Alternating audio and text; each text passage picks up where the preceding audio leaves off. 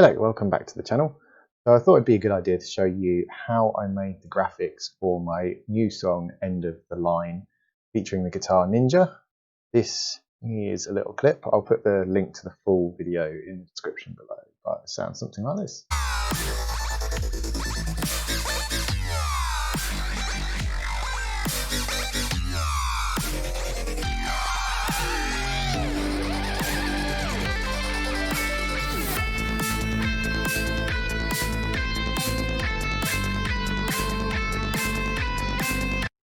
So I want to talk you through how I made the animated kind of like album artwork.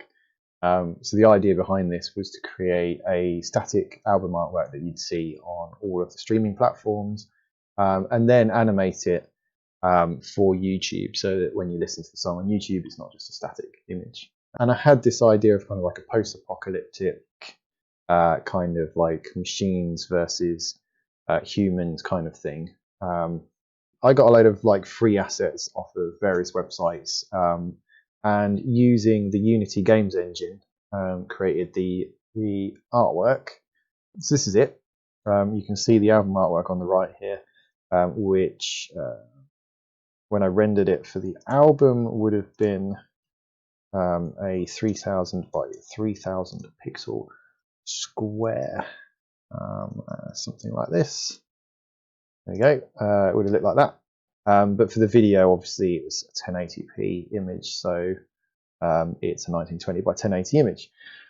And you can see on the left here the actual scene, as it were, that we're kind of rendering out.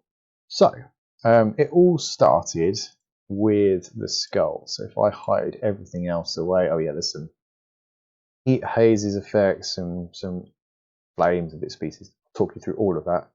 Yeah, so I started with this skull, so you can kind of see if I just turn off the reflection proof, you're not going to disappear entirely, are you? How annoying. There we go. So you can see that it is essentially a skull. All I did was move the jawline apart a little bit, got rid of some of the teeth so it kind of looked like it wasn't kind of like a, you know, museum piece or something. It looked like the teeth were joined as well when they were pushed together. It was really odd. Yeah, and I applied this material to it. So originally it would have been more like this. So it would have looked very flat, which is a little bit more like real skull bone kind of things. It didn't have the eye in there either. Get rid of that. So it was just this. So yeah, the very first thing I did was apply the material, which obviously is basically just totally reflective black. Well, actually, it's white, but because the scene is so dark, it's reflecting black. And the big thing is the lighting and the way that it's reflecting that. So it's a HDR image, again, another free image, which creates the lighting. It looks something like this.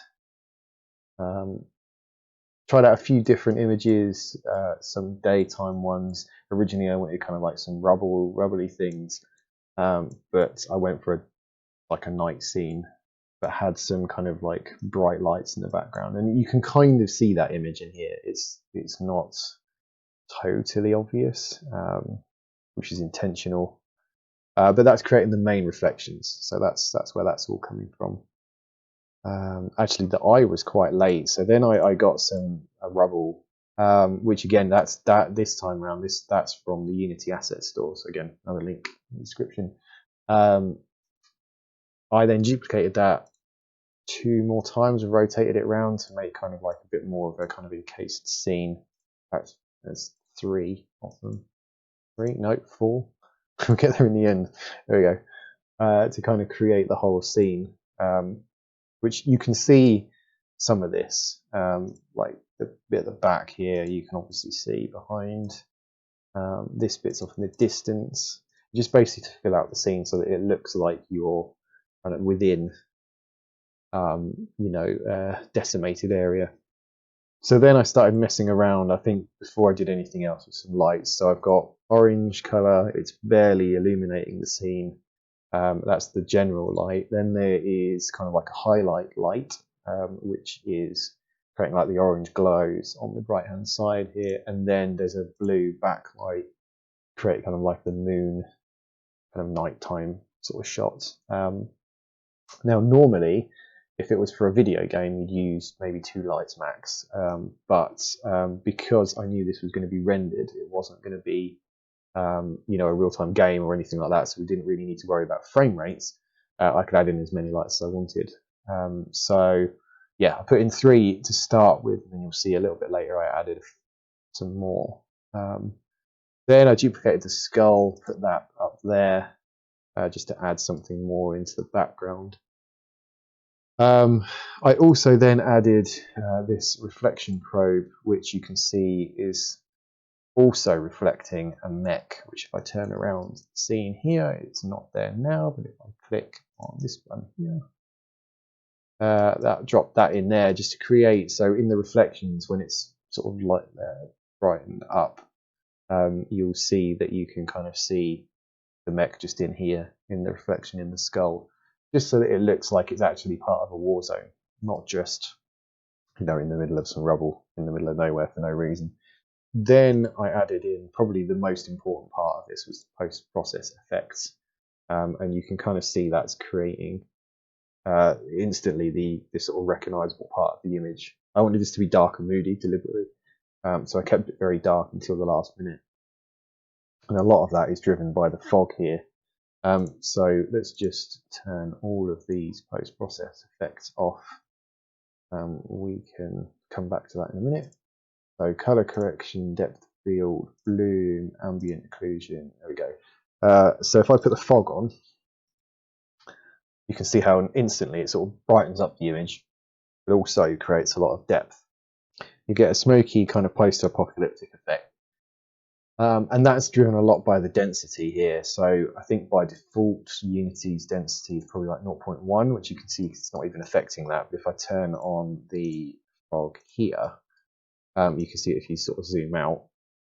In fact, it might even be lower than that. It might even be like 0.1 or something like that. It's meant to be fog like way off in the distance. And obviously I want it really close because the image is really shot quite close, isn't it? You can't really see anything in any deep distance. It was meant to be a very close shot. And part of my vision with it was to use depth of field to blur out the background so that the only thing in focus really is the skull and nothing else. So part of that was achieved through the fog. Yeah, and then we start to brighten everything up. So ambient occlusion adds some extra shadows in, so it's creating some of these shadows underneath the rocks here, just to add some more depth. Bloom, oh hang on, I've missed one key thing. So at this point, I added in the eye here, which is what's creating that kind of red glow. So essentially, it's like a sphere, a black ball, which is also quite reflective, not quite as reflective as the skull, but the idea was to bring out the light that's on it. So, and then there's a point light, which is creating the red glow. If I switch that off, you can see that's what's really creating that kind of like machine eye kind of look to it. So that's kind of reflecting that light, and the light's also glowing on the rocks around it. So then if we go back to the post-process effects, I add some bloom to kind of bring that out a bit more. It's quite intense actually, you know, you never normally put intensity up that high, but because the image is so dark, we can get away with it. Then I put in the depth of field, and that's probably the most important part here. And I adjusted these settings until I got something that worked quite well. We'll come back to those settings though, because they are quite key. Then some color grading to kind of lighten up the image, bring out the blues, bring out the purples, push back the greens. So I kind of do this with all of my images. If you've seen any photo, anything I put on anything, even this webcam right now, is I've deliberately pushed the purples and blues and pushed down the greens, because it just creates that kind of more filmic, almost Instagram effect kind of thing, but I don't quite go that far, although. Then I was like, oh, well, we need something else coming on in the background here. So I added in some particle effects. And this is just from Unity's standard particle effects. It's just a fire, which I've deliberately kind of put the background there. On top of that, I also put in some heat distortion effects. So this, again, is another particle effects from Unity system. This creates the smoke. It also distorts the image at the front here. So you can see every now and then there'll be one of the particles will come across in front of the skull, and it'll just kind of distort that a little bit. And I give that heat haze effect. That's that there. And then to sort of accentuate that a lot more, I added in 2 lights, which you can see aren't actually doing anything until we run it. And if I run this, you'll then see that they start flashing at random on either side. It's much more obvious here, but this is kind of creating that kind of like there's fire more around you kind of effect, rather than just being fire behind the image, to kind of make you feel like you're in the thick of it. And it could be like gunshots and that sort of thing, lasers, beams, whatever else is going on in the scene, just to kind of make you feel like you're inside the action. And those are being flashed at random through a script that I wrote. And I did the same thing with the post-processing effects, so the depth of field here. Because what I wanted to do was make it feel like you're still inside this kind of like active environment, and that it's affecting your eyesight or the camera's eyesight. And there was a few different ways of doing that. One is that you could use the aperture here. Obviously, the higher you put it, the more in focus everything is, but the lower you put it, the less focus it is. There you go, totally out of focus. But if you look very carefully, you can see if you put this down to like the minimum, you get this really sharp line in the middle, which looks a bit weird. We couldn't use that. We have the same problem with the focal length. If you put this up too high, you still get a sharp line here. The only way that I found to do this was to move the focus. And you can see by adjusting this value, if we do it very slowly, we can move it from focusing on the skull at the front, you can shift it back and focus on the skull at the back, or you can shift it forward, and everything will become out of focus. And again, we can shift it right out beyond the rocks at the back, so it's totally out of focus. And that's essentially what I did with this script. So every so often you will see it should. There we go. So that one went backwards. I'll probably do it again in a moment. And you can see it's totally at random. So at this point, I use this in a couple of ways. So Unity has a new preview package. If you go into package manager, you can see I've installed a package called Unity Recorder. And this allows you to kind of like film, in inverted commas, what's happening in the game. So if I go to record a window, you can use this to film it, and you can set frame rates. So up here, you can set a target frame rate. And I actually set this to 24. Originally did it at 60, which is what you do a video game, but it felt a bit kind of like, I don't know, there was something weird about it. So what I ended up going for was 24 frames, which is what cinema film is shot in.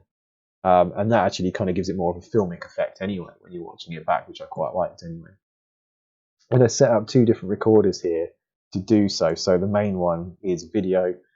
So it will literally, you can tell it to set time interval. So I did 2 minutes of rendered video to an MP4 H.264, which you can then edit in whatever. And the other one is a static image, which I did as a manual. And that way you hit, every time you hit start recording on that, whilst it's playing, it'll just capture a screenshot essentially. So that's how we did that. Now I did 2 minutes of this, and then I remembered there's Rory's awesome guitar solo, and I thought, you know what, we really need to get a guitar in there to kind of emphasise that, aspect of the song, because it's kind of all built around it. So I found another free model of the guitar. Again, that was on Turbosquid. Plonked that into the environment behind the skull.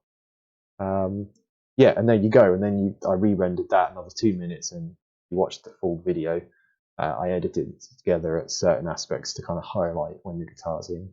But the guitar stays there, obviously, in the image, in the final album artwork. And I think that's it. So that's everything. So, I mean, in all, from start to finish, I think that took me probably like 3 hours. I think the effect came out really nice. It was what I had. For once, it was exactly what I had in my head when I started doing it. And yeah, I hope you like it. Hope you like this video, explaining how it all works. Make sure to check out the actual song in the description below, and also go to Rory's The Guitar Ninja channel. He's going to do a video on how writing the guitar solo. I'm not sure if he's already released that at this stage. So depending on when he's released that, I'll either put it in the link in the description, or I'll just link to his channel. But do check it out because his solo is absolutely awesome, and I hated the fact that I had to edit it down like I did. So yeah, watch that when he uploads it. Yeah, thank you for watching. See you all again soon. Bye. The machine's full.